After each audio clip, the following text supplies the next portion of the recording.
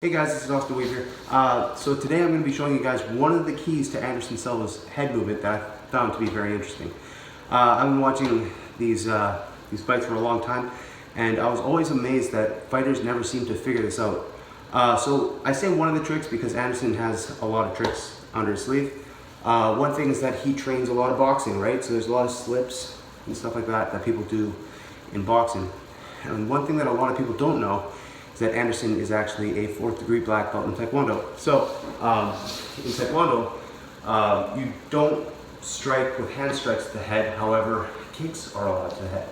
So what you do a lot of in Taekwondo is if someone comes at you with a head kick or some kind of pressing kick, what you can do in Taekwondo is you can go here, like that, and switch out and avoid your head movement, right? A lot of the movement happens at the waist in Taekwondo.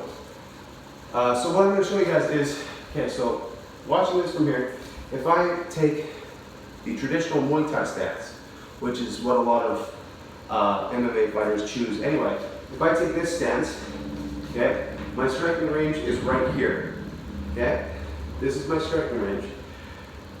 Now, if you look at my elbow in relationship to my foot, it's kind of directly over my front leg, and that's generally where my striking range is, right here. Now, what Anderson chose was he chose something that was a little more similar to the Taekwondo style. So what that is he shifts his weight back. Now from here, I can't reach my opponent anymore. Right? So his opponents are swinging at him because his foot's here, but they're not actually reaching Anderson. So Anderson's actually, a lot of what Anderson did, he actually did from half a step back from this range yet too. So Anderson's doing all this stuff, right? And he's doing that. His opponent is getting close, but not actually close enough to hit him, right? And why is that? Well, it's simple. It's because he's standing outside of their punching range, right? So you got a lot of people here that are swinging away and they can't hit him. But I want you to pay attention to this. So Anderson Silva's standing here and he's doing this stuff, right? He's in no real danger because he's not actually standing in their range. But the second his opponent swings set up his back arm like this to try to hit me, watch what happens. I go here, I can hit him directly in the head now. Right? So what Anderson did was he stuck to this range that was a range where he wasn't actually standing in front of his opponent, right? That's why he could have his hands down all the time. But as soon as his opponent would swing at him, it was a perfect range for a counterattack, right? So this is something that, man, I watched some of my favorite fighters ever get completely destroyed by Anderson, right?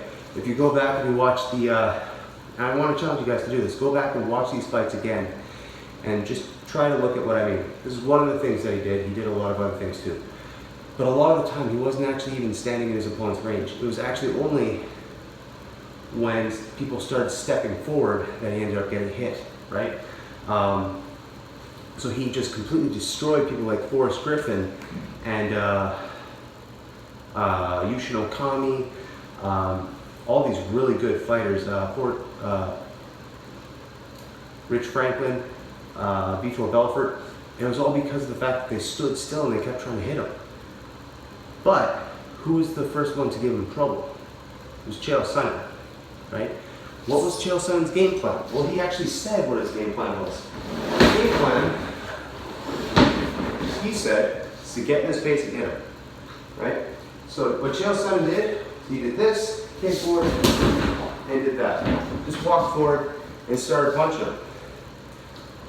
Because of this, Anderson couldn't set in his stance and he got hit a lot, right? He couldn't get comfortable. So this is part of what Anderson Silva's head movement was based off of. He was never actually standing in his opponent's striking range. It was, in fact, it was only when his opponent started stepping forward that he actually got hit. If you look at the first fight with Chris Weidman, what was the knockout combo, right? Here, here, and step forward, here, right? So Anderson Silva was able to do all that head movement to make it look like he was dodging the hits, but a lot of the time not all the time, but a lot of the time, he wasn't even in the range to be hit.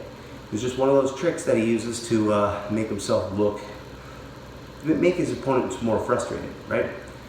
But as soon as his opponent steps in, he can hit them, right?